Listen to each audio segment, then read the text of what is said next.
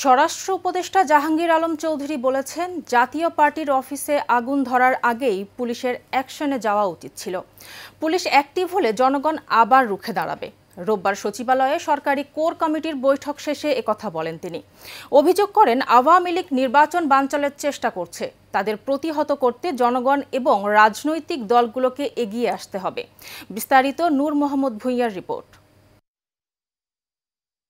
দেশের আইনশৃঙ্খলা পরিস্থিতির অবনতি ও জাতীয় পার্টির অফিস ভাঙচুর নিয়ে সচিবালয় সাংবাদিকদের প্রশ্নের জবাবে স্বরাষ্ট্র উপদেষ্টা বলেন, মব সৃষ্টির আগেই পুলিশকে তৎপর হতে হবে। পুলিশ অ্যাক্টিভ হলে জনগণ আবার রুখে দাঁড়াবে। কিন্তু আগুন ধরার পরে যে সময় বাধা দিছে সেই সময় কিন্তু আপনারা কিছু বলেননি।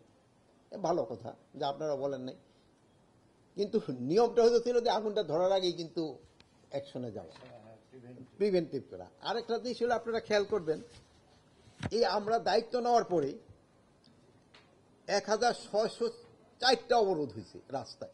আওয়ামী লীগ নির্বাচন বানচালের চেষ্টা করছে জানিয়ে তিনি বলেন, ষড়যন্ত্রকারীদের প্রতিহত করতে জনগণ এবং রাজনৈতিক দলগুলোকে এগিয়ে আসতে হবে।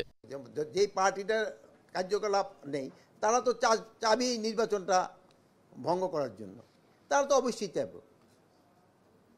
মানে এদেরও একটা সংখ্যা তো রয়ে গেছে। এখন এই সংখ্যাটারে প্রতিহত করার দায়িত্ব হলো রাজনৈতিক দল এবং আপনাদের সবাই মিলে, আমাদের সবাই মিলে যেন কেউ এইটা নির্বাচনটারে যেন কোনো রকমের বাধাগ্রস্ত করতে না পারে। জাতির বৃহত্তর স্বার্থে রাজনৈতিক দলগুলোকে ঐক্য ধরে রাখার আহ্বান জানান স্বরাষ্ট্র উপদেষ্টা।